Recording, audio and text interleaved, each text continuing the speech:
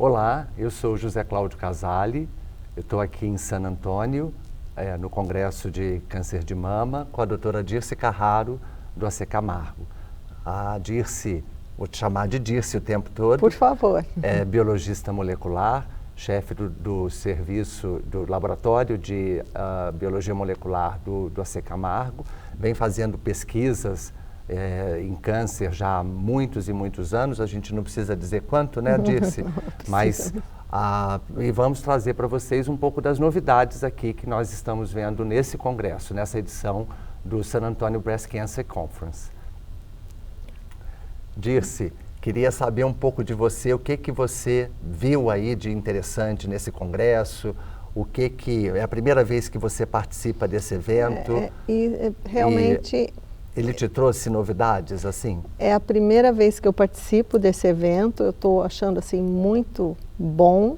E eu tenho ouvido por aí que nesse ano a gente tem, vocês, né, a primeira vez, mas que tem mais palestras e informações onde se utiliza a biologia molecular também na prática clínica, né? Porque eu acho que aqui a maior parte dos trabalhos eles estão mais para translacional mesmo, né? Você então sabe eu acho que a gente está vendo também, a gente que esteve lá na ACR ano passado, e a ACR estava se tornando, que era um congresso muito de biologia molecular, que está atraindo médicos. Exatamente. Aqui parece que está sendo o contrário, era um congresso muito médico e que hoje vem trazendo biólogos moleculares e vem trazendo todo esse conhecimento. Ano passado não tinha tanta coisa quanto a gente está vendo hoje de biologia. Eu tenho a mesma impressão que você. Eu estou achando que aqueles que tinham mais biologia, menos clínica, hoje tem mais clínica que biologia e vice-versa. Eu acho que isso é a prova, né, José Cláudio, que é super importante essa multidisciplinaridade no tratamento do câncer, né? É o que a gente fala de medicina integrativa, onde a gente tem o papel de várias pessoas e o paciente no centro, com o olhar completo, né, 360 graus de todos os profissionais. E cada um naquele conhecimento mais profundo, que é super importante na hora da tomada de decisão, né? Isso. E aí, nessa questão de tomada de decisão, parece que a genética hoje ela está assumindo um papel mesmo muito importante em questão de avaliação de riscos, até mesmo com implicações terapêuticas, mas muito na questão de risco familiar, né? E o que você viu aí de novidade? Eu assisti sobre esses painéis novos aí. Exatamente, uma sessão muito interessante que eles abordavam vários aspectos. Primeiro, a realidade, inclusive aqui nos Estados Unidos, mostrando que vários pacientes que deveriam ser referenciados para os serviços de oncogenética não são, eu não me lembro exatamente quanto, se eu não me engano, 50% só chegam, e mostrando, então discutiram isso, discutiram a introdução dos painéis gênicos, né, tanto do ponto de vista positivo quanto do ponto de vista negativo, porque os painéis gênicos acabam aumentando o número de alterações que ainda não se pode tomar nenhuma decisão do ponto de vista clínico, né, que a gente pode exemplificar como aquelas variantes de significado incerto, em genes que a gente conhece muito pouco e que não tem medidas, e também discutiram, vários palestrantes discutiram medidas para aumentar a identificação das pessoas para chegarem na oncogenética, as pessoas que realmente precisam, ou pelo menos as que mais precisam. Aqui tem muito mais geneticista do que a gente tem no Brasil. No Brasil, a gente tem uma limitação nos serviços, né? A maioria dos serviços oncológicos ainda não possuem geneticistas ou oncogeneticistas, que seria o ideal, né? Com certeza. Você filtrar da população geral quais são os pacientes de alto risco é um desafio aqui também nesse país. Aqui também, né? Isso que eu fiquei impressionada. Se é aqui, imagina no Brasil, por essas razões que você está pontuando aí. E você viu aquela coisa do aconselhamento genético por vídeo? Conferência também? Sim. Que seria uma forma de você abordar, de pelo menos tentar resolver. Você perde um pouco da questão pessoal, mas de alguma forma você ganha. Eu acho que ganha. Eu acho que a população ganha com isso, né? Porque você vai conseguir identificar. E antes disso, você viu aquela que eles tentam criar ou planejar opções ou alguma... Vou voltar um pouquinho. Que eles pensam em criar... possibilidades para poder identificar as pacientes que seriam elegíveis para o aconselhamento genético.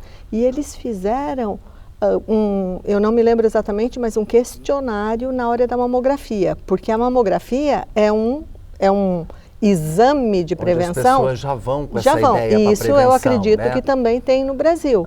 Então seria uma forma de capturar essas pessoas que têm maior risco para chegarem até o aconselhamento genético, para saber se realmente são elegíveis para o teste genético ou não. Tem surgido novas ideias, né? De como que você vai identificar essas pessoas. A gente deixa muitas vezes no periférico, né? Nos serviços públicos, no posto de saúde, e nem sempre, né? Pode ser dentro como você falou, no serviço de radiologia. Exatamente. E se faz algum questionário, alguma coisa que consegue identificar o risco, né? melhor para saber aquelas que teriam que ir e criar algum mecanismo de fazer com que elas chegassem no aconselhamento, e aí tem que adotar essas medidas de maior abrangência, por exemplo, o vídeo, alguma coisa. Tecnologia. A gente não pode fugir disso. E eles chegam até a mostrar tem um nome isso, chatbot, alguma coisa assim, que pelo menos assim trazendo como coisas para o futuro.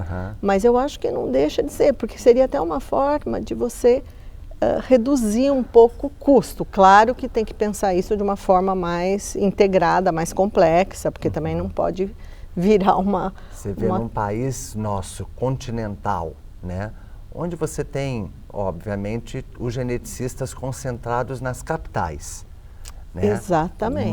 Uma questão como essa é super importante para você atender aquele paciente que está no interior, né? Ou que está em áreas né? longínquas. Isso é uma coisa, imagina isso, como você otimizaria o número de pacientes que você atenderia, pacientes que estão em lugares muito distantes, né? Facilitaria muito a vida do próprio paciente, né? Tem um ponto importante que aqui a gente difere um pouco do Brasil, é porque aqui existe a figura do counselor, que é o aconselhador genético, que eles são pessoas não médicas, e que fazem aconselhamento. Então, quer dizer que não necessariamente precisa ser médico. Então, isso também facilita o acesso. É uma das coisas que a gente tem que pensar no Brasil. Tem que pensar os prós e os contras. Sempre trabalhei com equipe multi, acho que todo mundo tem seu papel. Lógico que no Brasil o Conselho Federal de Medicina, ele vê como responsabilidade do médico o diagnóstico, mas uma vez estabelecido o diagnóstico, você pode ter a sua equipe, né, de biologistas, biomédicos, farmacêuticos, fazendo um aconselhamento oncogenético ou aconselhamento farmacogenético também. Com certeza. Que é bem bacana, bem interessante. Você estava falando das VUS. Então, as variantes de significado incerto, né? Porque isso é uma coisa assim, nós temos assim alguma experiência nisso no laboratório de pesquisa também e também no laboratório de diagnóstico, porque hoje com esses painéis gênicos a gente acaba achando muita variante de significado incerto, que é aquela alteração que a gente não sabe se é benigna ou não. Um ponto de interrogação. Um ponto de interrogação e é um problema muito sério para o clínico na hora do aconselhamento e também na ansiedade do paciente que vai ter aquele resultado e vai ficar um pouquinho inseguro. E várias, na verdade, tipos de trabalho que a gente pode fazer e ajudar isso. Eu não vou nem falar reclassificar. A gente tem um trabalho nisso, a gente até Você trouxe um apresentou sobre isso. Exatamente. E a gente está fazendo uma coisa muito interessante, que vai, de novo, ajudar, não classificar. Mas, e é variação de significado incerto nos 2 genes mais importantes. Sim. BRCA1 e BRCA2, quer dizer, os mais conhecidos, mais importantes em mama, vamos falar assim, em predisposição de câncer de mama, mas são os mais conhecidos. E a gente vai, pelo fato de eles serem genes supressores de tumor, então sempre se espera o segundo alelo, e é muito comum achar perda do alelo selvagem. Então a gente analisa, é um trabalho que a gente tem junto com o Barretos, que também é um Cancer Center aqui no Brasil, e também com o MD Anderson. Nós compilamos todas as VUs, fomos atrás de informação clínica, todas dessas VUs, fomos atrás do que já tinha de trabalhos feitos com ela, trabalho funcional, certo, que é muito importante para claro. esse tipo de avaliação que a gente precisa saber se elas perdem a função, não perdem a função. E a gente está fazendo, Zé Cláudio, uma avaliação da perda de função do segundo alelo no tecido tumoral. Então, e é muito interessante. Que bacana. Perda de heterozigose. Perda de heterozigose, que está dentro do seu segundo pôster, que é a avaliação de homólogo recombination deficiency, né? Que de também certa forma que a gente você pode fazer também no tecido tumoral uma avaliação genética, até para ver se essa VUS ela é funcional ou não, porque se você perde o segundo alelo, possivelmente essa VUS ela é importante. A gente acha até nas benignas que perde também, mas sempre em numa frequência menor. Frequência alélica. Não. Acontece frequência alélica de às vezes perder o alelo, mesmo nas benignas, perde o outro alelo, porque o DNA do tumor é estável. Então, isso acontece. Então, ele sozinho, por isso a grande preocupação. Essa informação sozinha não dá para classificar, mas junto com o ensaio funcional, que já tenha sido publicado, análise de co-segregação, super importante. Aquela que a gente vai procurar o fenótipo junto com... Isso eu tenho feito. Isso é uma coisa, mas tem que juntar tudo isso para a gente conseguir classificar. Só para as pessoas entenderem, a análise de co-segregação é quando você, estudando uma família, você avalia se aquela mutação, né, ou aquela variante incerta, genética, ela segrega com as pessoas que tiveram câncer. Exatamente. Né? E não segrega com aquelas que não tiveram e que já passaram da idade do risco. Exatamente. Então, são dois pontos que a gente avalia. São dois pontos que podem ser considerados e que vai ser tudo... Cada uma contribuição pequena, mas no final eles seguindo a ACMG, né? American College of Medical Genetics. Ninguém está saindo fora dos guidelines. Se você está focada e vendo essa confusão já com as VUS em BRCA1 e 2, imagina agora com os painéis e como eles estão falando aí de sequenciamento de exomas, sequenciamentos genômicos completos, né? Então, genes que a gente conhece muito bem já trazem esse problema das VUS. Imagina os genes que a gente conhece pouco, né? E que são de média penetrância e que também trazem uma preocupação para a gente. Enorme. Puxa, será que isso daqui é funcional ou não? Isso também foi discutido nessa sessão, nesse painel. E assim, bem tendencioso para falar, isso é mais prejuízo do que benefício. Assim... com essa tendência. Não, no sentido assim de trazer, é muito mais prejuízo, porque você não sabe o que fazer, às vezes não tem nem medida clínica, mesmo quando tem uma alteração patogênica, quanto mais uma VUS.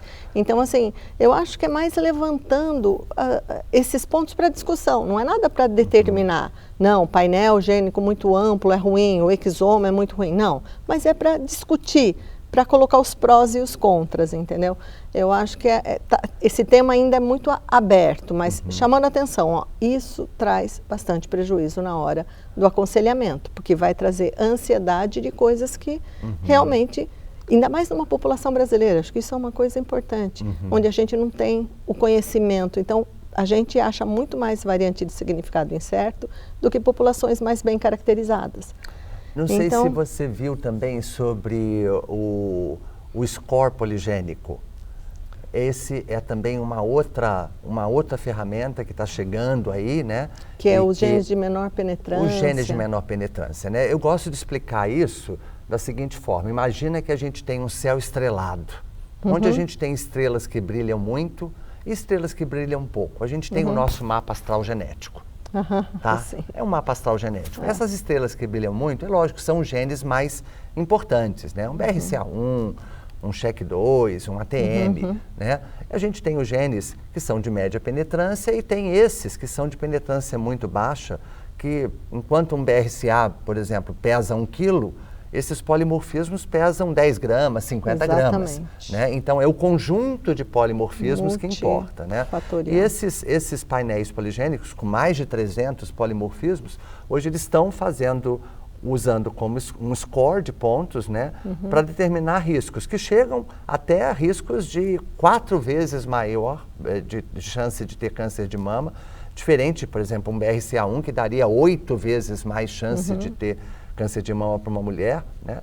Esses scores, eles variam com chance de 1,5 até 4, né? Perfeito. Considerando que, imagine todos os polimorfismos de um lado da balança desfavoráveis. Então, um mapa astral bem ruim, Sim. né? Então, é uma forma da gente também entender um pouco mais até a variabilidade que às vezes existe dentro da mesma família. Com certeza. A gente, na prática, isso, exato, a gente vê muito, por exemplo, uma família que a mutação é a mesma em todos os membros, mas uma fez câncer de mama com 70 anos, a outra fez com 25.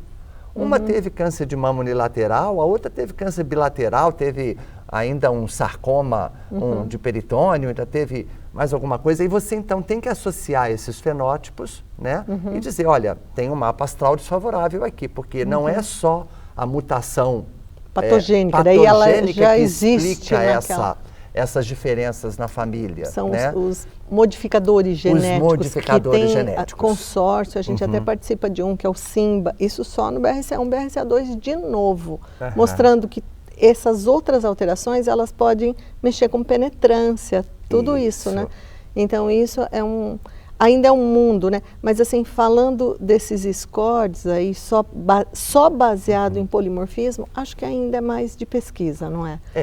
Porque hoje, o que fazer com isso? Existe alguma medida? Na prática, a gente ainda não tem condutas de rastreio com base nesses scores. Isso é para aprender, né? É para a gente saber que tem mais risco, né? Agora, algumas coisas, por exemplo, como indicação de rastreamento, né, para a família, hoje a gente ainda não pode usar esses scores, a gente acaba usando simplesmente essas variantes que a gente já conhece que são de peso pesado, são as estrelas que brilham mais. Aquelas nos genes de predisposição, conhecidos de genes de predisposição ao câncer, onde tem medidas associadas, Eu gosto de didaticamente separar genes de predisposição para esses de peso pesado e peso médio e genes de suscetibilidade, né, para os genes menores, que dependem muito também de interação com o ambiente, dieta, exercício, e vários pôsteres sobre isso também, sabe? Falando de exercício físico, obesidade, sempre eles trazem essa questão epidemiológica de fatores ambientais e em relação a risco. Perfeito. Né? E outra coisa é essa neoadjuvância, que parece que é um tema que todos os tipos de câncer... Eu, no meu mundo, ainda muito de laboratório, eu achava que era muito mais para triplo negativo. Ah, não, a gente Mas muita neoadjuvância para todos os tipos de câncer de mama. A grande vantagem da neoadjuvância é porque é um ensaio em vivo. Você uma avaliação, você faz avaliação em vivo, né, com o tumor no seu ambiente. Aliás, eu quero que você fale um pouquinho de microambiente tumoral. Também lembra dos fibroblastos. Vai lembrando aí que eu vou chegar neles. Mas difícil, já esqueci dos fibroblastos. Mas esse microambiente tumoral, ele é tão importante quanto o tumor, né? Isso é uma das coisas que foi bastante discutida aqui. A gente já falava muito dos TILs, né? Dos Tumor Infiltrating Lymphocytes, né? Dos linfócitos que infiltram tumores. Né? E aqui se fala bastante de PDL1, de PD1, do CD8, que é o linfócito T citotóxico, mas eu achei muito bacana a importância dos fibroblastos que infiltram tumores, né? Então são os Tumor Infiltrating Fibroblasts, né? Que eles interagem, eles se comunicam. Não sofrem, mas alteram muito durante o tratamento, né? Pelo menos eu vi algumas, assim, lembrando de algumas palestras que eu vi, sem me aprofundar muito, mas parece que tem muita variação na biologia do microambiente. É o solo, é o solo. Exatamente. Não adianta a gente botar uma semente num solo que não é fértil. Então, hoje, a gente sabe que a semente é a célula maligna. Mas você precisa ter aquele ambiente favorável, né? Que vai fazer aquele pegar ecossistema, ou não. né? A gente já usou uma palavra que se usa pouco. O Roger Chamas falava de ecologia tumoral. Que é nada mais do que esse ambiente onde a célula vive, né? Então, acho que isso está voltando agora com toda a força para a gente poder entender esse ambiente, inclusive como forma de tratar, porque já tem pessoas procurando alvos para ambiente, não mais para a célula tumoral. Então, talvez uma das formas que a gente vá mudar tratamentos no futuro, né, além de combinar vias genéticas, né, interrupções ou inibidores de vias genéticas específicas combinadas, né, como que você pode atuar nesse microambiente tumoral. Né? Isso mesmo. Fantástico. E nessa neoadjuvância abre um caminho muito, quer dizer, a gente já está vendo aqui no Congresso para esse monitoramento com material circulante, tanto células tumorais circulantes como ctDNA. Você viu aqui. A gente na prática ainda não faz ctDNA na clínica, mas já tem alguns laboratórios fazendo... A gente tem no AC Camargo grupos que trabalham com isso, e o ctDNA a gente também faz na pesquisa, mas já na clínica, né? Sei. Então, para algumas, por exemplo, nessa de terapia dirigida, né? Sei. Por exemplo, algumas mutações, valvos específicos, isso já está na clínica.